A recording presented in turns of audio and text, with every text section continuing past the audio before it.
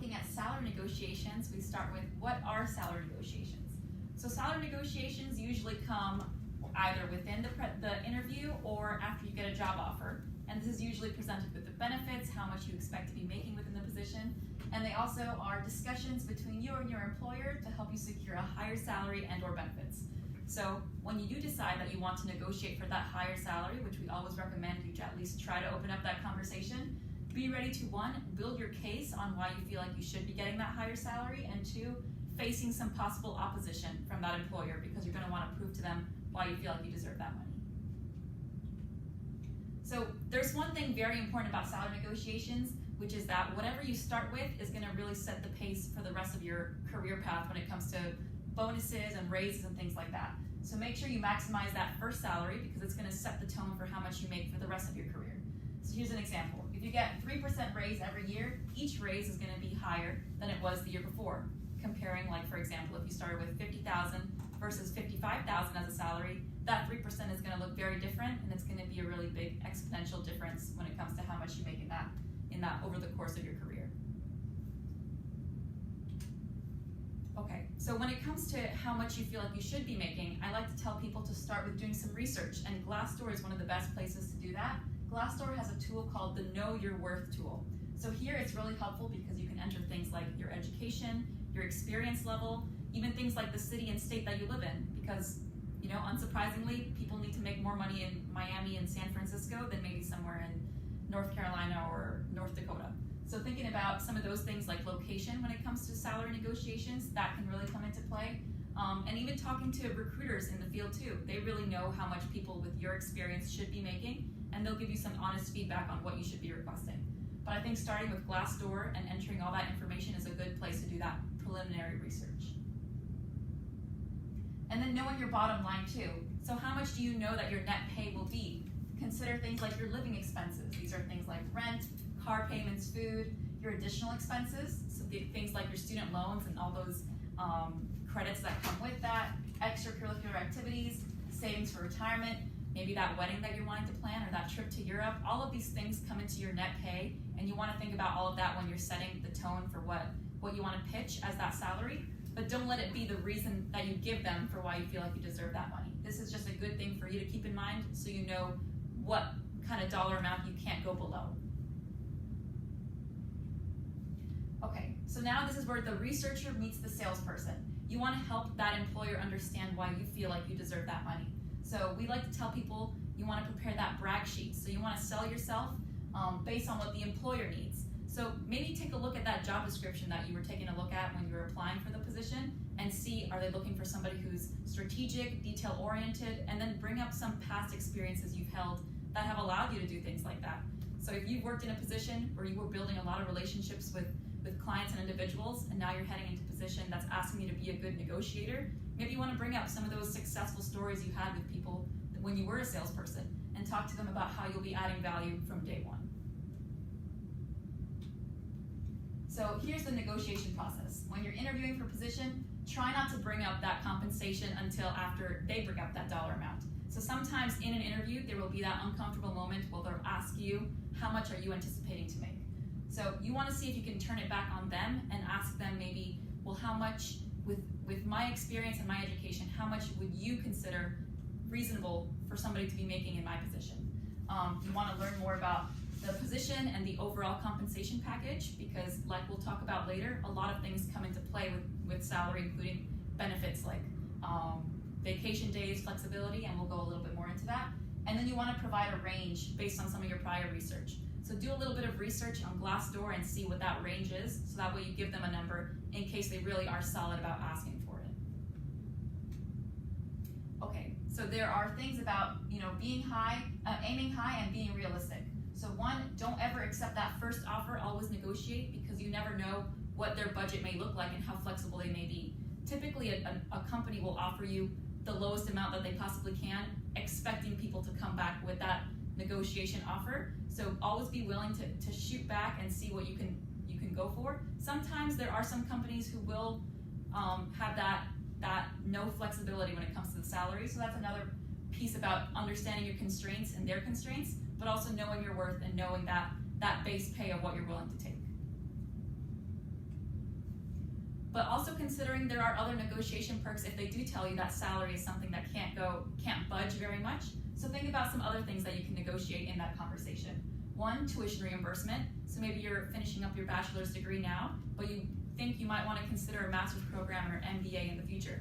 That's something that you may want to bring up in that conversation, that they can possibly pay off your tuition or a program, at least 80% of it. That's a conversation you can bring up. Conferences and professional development. There are some conferences that can cost a lot, and it's possible if they're out of state, you might want somebody to be paying for that hotel, travel fee. So asking for maybe 1 or 2 statewide conferences or national conferences a year, that could help a lot too. Mentoring and training, just requesting a certain amount of training for that position itself. Job title, if you're maybe receiving a title that involves the word assistant in it and you want it to be associate instead, that could already boost up your career path, and that's something you can also talk about. Relocation costs, if you're moving from South Florida over to Texas, maybe they can help you with those relocation and U-Haul fees. Flexibility and vacations. So this comes into a two-play. One, with vacations, of course, you can ask for some more vacation days, but then with flexibility, even thinking about things like hours. So if you're somebody who prefers working those earlier mornings from like 7 a.m. to 3, or if you're a late night person and prefer working those 10 a.m.s to 6 p.m.s, maybe that's something you can consider working out, or maybe even a remote option. So think about all those things that are really valuable to you. And lastly would be, of course, insurance and health. So think about all these different perks that you can look into when it comes to your salary negotiations, because they all do contribute to that overall package that you're going into with this position. So these are some common mistakes that people make during their salary negotiations. Here's one example. I have a lot of other companies trying to recruit me. So this is more of the aggressive approach when it comes to talking to your employer. You want to go at them in a way that shows that you're excited and appreciative about the offer that they're giving you. So sometimes it's a little bit more effective to go at them, letting them know that there are other companies that are interested, but in a way that you're saying, but you're far more excited and interested in this position, but there's a gap that you just can't ignore, and you want to maybe find a way to bridge that gap and open that conversation. So be a lot more flexible with them in a way that shows that you're excited about this role. Another is, this is not enough money for all of my expenses. They really want to hear more about what you're contributing to the position and what kind of value you're providing. So less talk about maybe what you need in order to pay off your student loans and your house expenses, and talk more about why you feel like with your experiences, based on the research that you've performed, why you feel like you deserve a higher salary. Another is, I'll make you glad you hired me, I'll work weekends or do whatever you want me to do. This is again about knowing your worth and knowing what you are providing. So knowing that job description and being able to provide, above and beyond, but not selling yourself more than you really need to. I was earning more money than this years ago. That's also considering things like this is probably a different career path. You may have changed industries, different locations. A lot of things come into play with that. Another mistake is accepting that first salary. There's always room to try negotiating even for those different perks that we talked about. Not being prepared with relevant information. So employers don't want to hear you throw out a random high number just because you have always dreamed of having an $80,000 or $90,000 salary. They want to know that this is a number backed by facts. So doing that research on Glassdoor, talking with those recruiters. And finally, neglecting to negotiate things beyond pay. So this is things about the conferences, looking at flexibility, vacation days, things like that again. All right, and last, you want to focus on practicing your pitch out loud too, because it can be a nerve-wracking thing to do, especially because it involves a lot of maybe pushback and opposition with the employer, especially if this is a job that you've been really dreaming about and wanting for a while. It can be intimidating to maybe fight back and feel like you might be losing that offer. Because for the most part, employers understand and expect that somebody will be negotiating and having that conversation. So maybe practice it with either a career advisor in the career development office, or maybe a family member or friend who will give you that honest feedback and give you that time and practice to be able to say it out loud. It's really important to feel confident before going into that phone call or in-person conversation, because you want to have that confidence in presenting yourself. So what comes next? When you do hopefully get that salary negotiation offer that you'd like, it does come with more responsibilities. So if they are giving you that higher salary and those perks, expect that they will also give you some more job duties that come along with it to earn that pay. But this will also lead to more respect within the office, because that means they do value you and know your worth.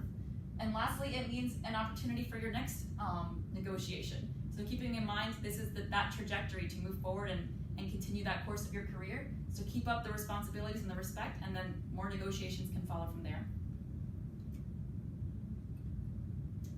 all we have about salary negotiations. Thank you, and does anybody have any questions? Is Glassdoor free?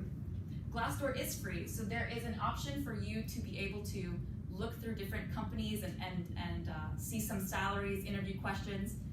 In order to get into the further details about Glassdoor, you do need to contribute at least one answer. So let's say they just wanted you to contribute from a past job that you've had, enter the salary that you had in that last job, or like a sample interview question that you got when you were interviewing for that position. As long as you give one answer to Glassdoor, they have full access for free of every sort of resource you would need. Great question. Anybody else have any other questions? Yes? Sorry, I wrote down a few. How do you know when it's the right time to ask for a raise? So typically, this comes when you see a lot of responsibilities being added to your workload and you're starting to notice that you feel like you're in a position that either could be a whole new position itself, like it either warrants a promotion, or sometimes it means it's been a good like 8 months to a year. Usually it goes from that time range where people expect usually every year to get some sort of raise, or when they start seeing those responsibilities building up, because that means your employer has been trusting you a lot more with those duties. So especially when you're asking for your first raise, it's nerve-wracking. You go in there and you might have a great case set in front of you. What do you do if you're still told no in that moment? How do you recover and kind of establish an eventual next ask for a pay raise, I guess? That's a good question. I think that's where you have that honest conversation with your employer and try to understand what it is that can lead and warrant that next raise. So maybe asking them what sorts of accomplishments or duties should I take on in order to warrant that raise in the future, or maybe ask them for a timeline on what's realistic for the company in order to get that raise too. That way you yourself can track it and bring up in conversations with them in the future. Yes, go ahead. How do you gauge how much money you can ask for in a raise?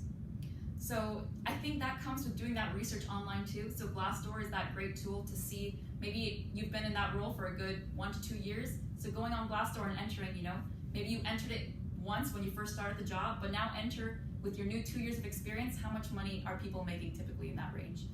Maybe even asking your coworkers who have been there for a few years too, how much they've made or how much of a raise that they've been able to create within those 2 years that they've worked there. Or even talking to your employer too and seeing what's a reasonable amount that they feel like you could be getting from the extra work and value you've been providing. Any other questions? All right, well, thank you so much, everybody. Have a wonderful rest of your day. Woo!